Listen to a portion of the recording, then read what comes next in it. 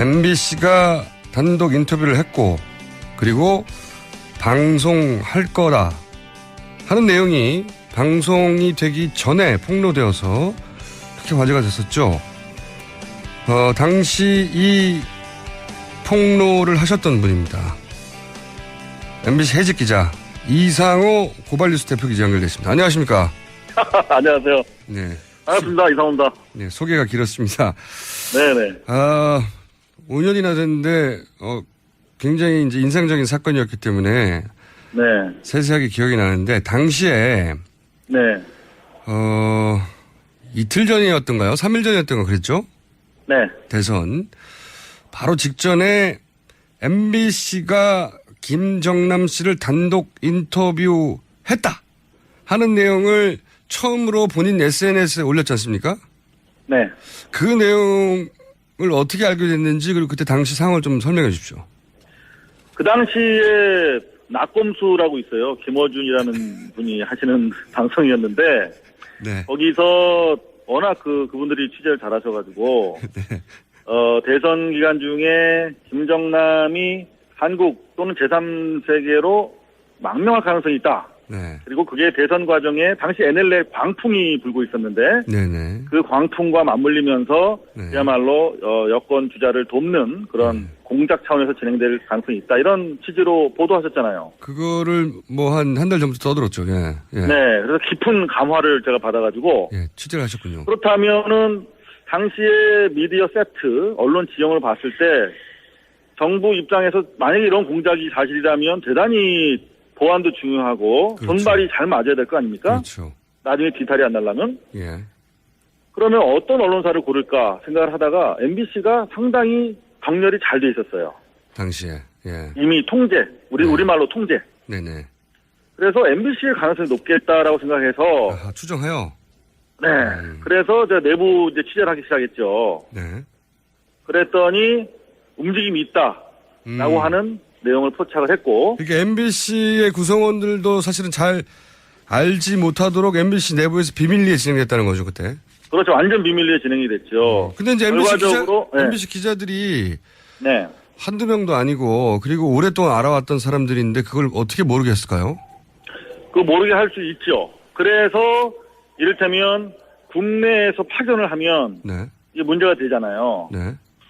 국내에서 움직이려면은 이게 동선이 파악이 다 됩니다. 그러니까 방콕 특파원을 꼭 집어서 보내는 거죠. 아, 해외에 이미 나가 있던 특파원을. 그렇죠. 그러면은 뭐 위 채널부터 국제부장부터 특파원 이렇게 간단하게 연결되니까. 그래서 실제로 이름이 좀 그렇습니다. 허무호 특파원이라고 있습니다. 네. 허무회가 아니라 허무호 특파원인데 방콕에 그때 나가 있던 특파원이에요. 네. 그분이 방콕에 있다 갑자기 말레이시아로 날아가죠. 그래서 전격적으로 인터뷰가 이루어지게 됩니다. 근데 그렇게 꽁꽁 숨긴 것을 이상호 기자는 당시에 어떻게 알아내신 겁니까? 누굴 때리신 거예요? 당시에는 얘기할 수 없었지만, 네. 충분한 움직임이 있었고, 그리고 내부 제보자가 있었어요. 근데 그분이 혹시라도 피해를 입을까봐, 네. 해고되면서도 안 밝혔죠. 아, 이미 해고되신 분이고? 제가 해고되면서까지 안 밝혔어요. 본인 자랑이군요. 네, 아름다운 얘기였습니다. 네, 취재원을 보호했다는. 네네. 근데 당시 MBC에서는 그것을 초기에 이제 이상호 기자가 트윗으로 취재했다고 한다라고 얘기하니까. 네. 김정남 단독 인터뷰 이야기는 사실 무근이라고 뉴스에서까지 얘기를 했어요. 네, 한 서너 번 뉴스 보도를 했죠. 네, 사실 무근이라고. 최초의 일보는 제가 낙검수에 이런 보도가 있는데 MBC가 그걸 추진하고 있다라고 보도를 했고 예. 나중에 이제 트윗을 통해서 방송이 임박하다라고 이제 한 서너 차례 트윗을 계속 날렸었죠. 그렇죠. 그 초기에는 부인했으나 나중에 네. 알고 봤더니 실제 만나긴 만났어요. 인터뷰 하긴 했어요. 그죠? 그러니까 나중에도 인터뷰를 하지는 않았다고 계속 지금 주장하고 있어요. 왜 그러냐면 네. 말레이시아 호텔에서 10분간 만났다. 10분간만 만났다. 네, 10분간 대화를 나눴다. 네. 근데 인터뷰한 건 아니다. 라고 주장을 하고 있어요. 사교했나 보죠, 사교. 그거 사교한 거지, 사교. 근데, 예. 제가 내부적으로 확인한 결과, 예. 당시에 제일 이슈가 되는 건 두 가지였습니다. 하나는 망명할 거냐, 안 할 거냐. 그렇죠. 망명설이 네. 있긴 했었죠.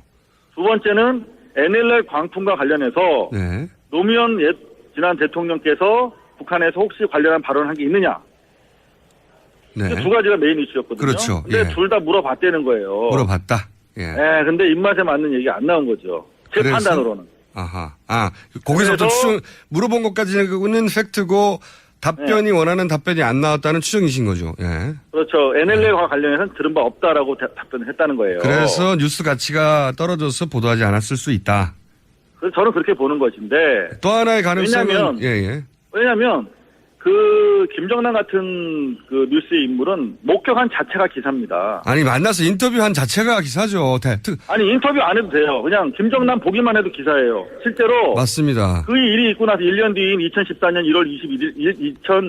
1월 12일 날, 요미우리 신문이 보도해요. 말레이시아에서 밥 먹는 거 목격됐다고. 맞아요. 기억납니다. 직접 본 것도 아니야. 요미우리가 본 거야. 예. 근데 그걸 가지고 MBC는 대서 특필을 했어요. 리포트를 하고 난리를 그런데 쳤어요. 본인 본사의 내가 본 것도 방콕 아니고. 특파원에 가서 10분 동안 인터뷰를 했는데 원하는 답변이 안 나와서 보도를 안 한다는 게 말이 됩니까? 그렇죠. 월드와이드 스쿱이지, 스쿱. 단독 예. 보도죠. 말도 안 되는 거죠. 말이 안 되는 겁니다. 예. 이거는 전 세계가 받아주는 뉴스입니다. 이 정도 뉴스는. 그렇죠. 근데 이제 원하는 보도 답변. 안 한 이유가 뭐냐? 네네.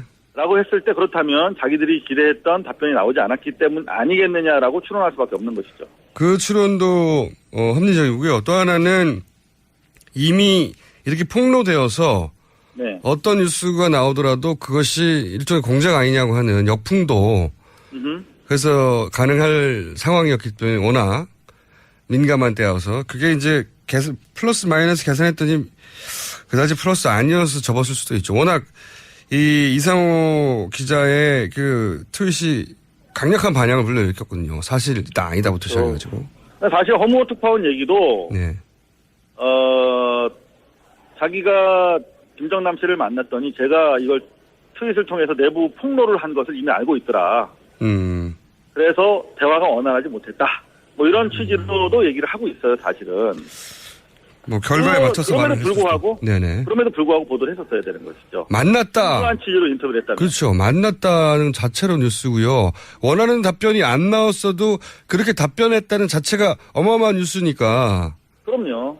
그러면 원하는 답변이 안 나와서 보도를 안 했다면 원하는 답변이었으면 보도를 했을 테니까 원하는 답변이라는 건 정치적으로 굉장히 편향된 자기들에게 유리한 뉴스였으면 했을 거라는 거잖아요. 그렇죠? 그렇죠. 제가 당시에 그걸 내부 고발한 이유는 이게 공영방송이라는 게 어느 쪽을 편들어서는 안 되는 거 아니겠습니까? 예. 그야말로 공정하게 보도를 해야 될 것인데 당시에 NLL 보도라는 것은 이미 광풍 수준의 아무런 근거도 없이 그야말로 말을 낳고 그야말로 선거 분위기를 한쪽으로 몰아가는 분위기였는데 그것과 관련해서 김정남이라고 하는 북한 카드를 쓴다는 자체가 대단히 저는 불공정하다고 생각했기 때문에 내부 고발한 거거든요.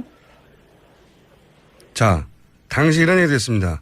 MBC를 낙점해서 김정남 인터뷰를 추진한 주체는 배후는 국정원이다 주장했는데 어떤 근거에서 그런 말씀을 하긴 뭐 이런 걸 추진하려면 이 정도 정보기관이어야 가능할 건 하지만 어떤 그런데 근거에서 취재를 안 해보신 분들은 모를 거예요.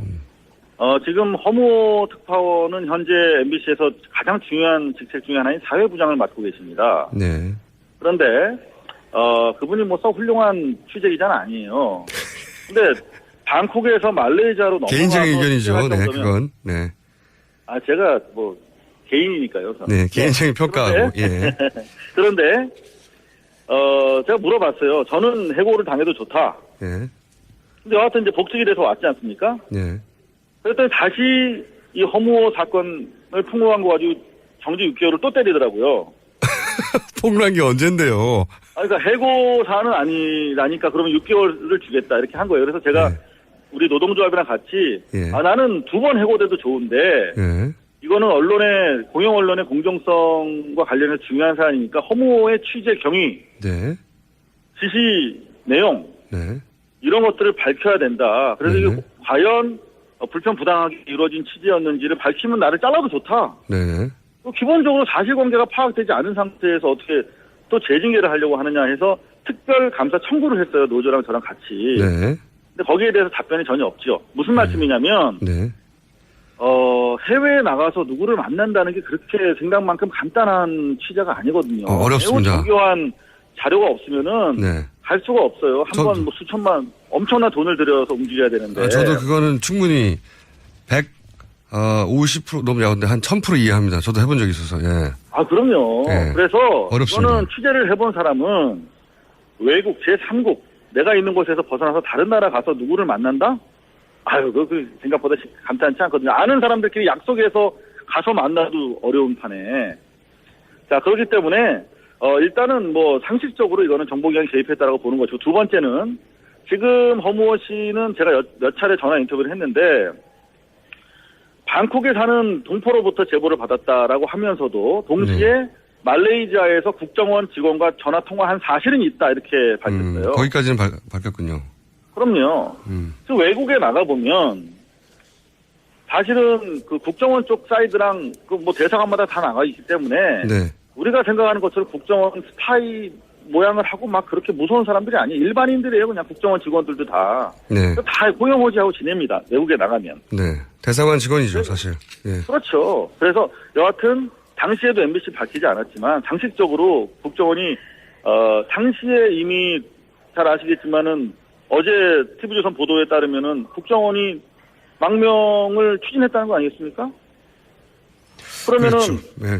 그러면 국정원이 망명을 추진할 정도면 그야말로 김정남 주변에 한 10명 계속 주시하고 있었다는 것인데 네. 그거를 허무라고 하는 뭐 특별히 뭐 취재력이 뛰어난 기자도 아닌 사람이 타고 와서 만나고 막 10분 동안 같이 있게 하고 그렇게 방치했을까요? 뭐 그냥 보고만 있었을까요? 합리적인 추론입니다. 자, 그래서 이제 당시 대선 직전에 국정원이 관리하고 있던 김정남과 MBC의 인터뷰를 추진했고 그것이 어떤 연유로든 미리 폭로되자 보도를 하지 않았다. 여기까지가 사실관계인데 자, 이번 혹시 그 김정남 씨 피살 사건은 취재하고 계십니까, 현재? 뭐 그냥 계속 관심 두고 있죠. 네, 관심만 두고 계시나요? 뭔가 지금 정보 중요한 걸 취재할 때 그냥 관심 두고 있다고 표현합니다, 우리가. 아, 그렇군요. 그러면 꼬치꼬치 물어보셔야겠습니까? 오늘은 여기까지 과거 얘기를 하고요. 네. 지금 새로 터진 이 피살 사건 관련해서는 저희가 언제쯤 연락할까요? 일단 그거는 시간이 좀 걸릴 수도 있을 것 같아요. 다만 중요한 것은 네. 유로코리아 재단을 통해서 거의 10년간 박근혜 청와대 계신 분께서 네.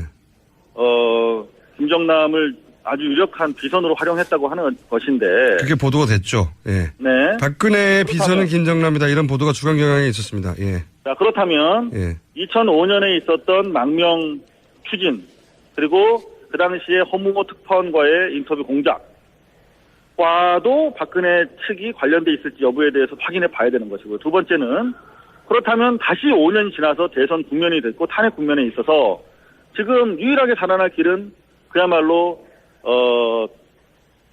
수구 구테타 프로 거버먼트 친박 세력을 동원한 어떤 그런 친위 구테타 말씀하시려는 거죠? 친위 구테타와 관련된 내용들일 텐데 예. 그렇다면은 5년 이전 상황과 상당히 유사한 수요가 다시 발생하고 있다. 그 상황에서 동북아의 정세는 훨씬 더 첨예해졌고 그렇다면은 적어도 중요한 것은 확실한 것은 말레이시아에 있던 세계 각국의 첩보 세력 간의 엄청난 텐션이 고조되고 있었을 것이다.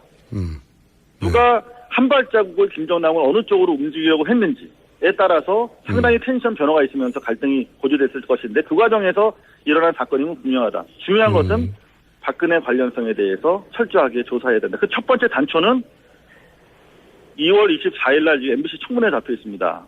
네.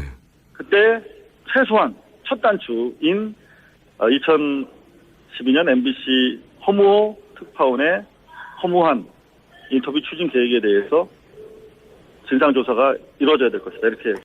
당시 상황을 좀 설명해 주십시오. 그 당시에 낙검수라고 있어요. 김어준이라는 분이 하시는 방송이었는데 네. 거기서 워낙 그분들이 취재를 잘하셔가지고 네.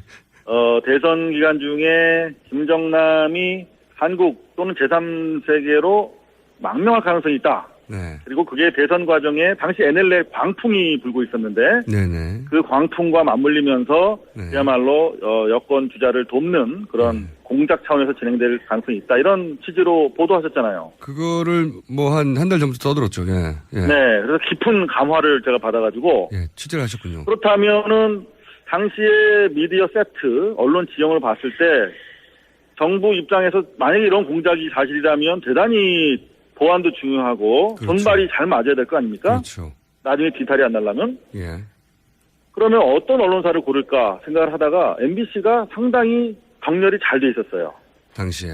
예. 이미 통제, 우리말로 통제. 네네. MBC가 단독 인터뷰를 했고, 그리고 방송할 거다 하는 내용이 방송이 되기 전에 폭로되어서 그렇게 화제가 됐었죠. 당시 이 폭로를 하셨던 분입니다. MBC 해직 기자 이상호 고발뉴스 대표 기자 연결됐습니다. 안녕하십니까? 안녕하세요. 네. 반갑습니다. 이상호입니다. 네, 소개가 길었습니다. 네네. 5년이나 됐는데, 굉장히 이제 인상적인 사건이었기 때문에, 네. 세세하게 기억이 나는데, 당시에, 네. 이틀 전이었던가요? 3일 전이었던가 그랬죠? 네. 대선. 바로 직전에 MBC가 김정남 씨를 단독 인터뷰했다 하는 내용을 처음으로 본인 SNS에 올렸지 않습니까? 네. 그 내용을 어떻게 알게 됐는지, 그리고 그때 MBC가 그걸 추진하고 있다라고 보도를 했고, 예. 나중에 이제 트윗을 통해서 방송이 임박하다라고 이제 한 서너 차례 트윗을 계속 날렸었죠. 그렇죠. 그 초기에는 부인했으나 나중에 알고 봤더니 실제 만나긴 만났어요. 인터뷰 하긴 했어요. 그죠? 그러니까 나중에도 인터뷰를 하지는 않았다고 계속 지금 주장하고 있어요. 왜 그러냐면 네.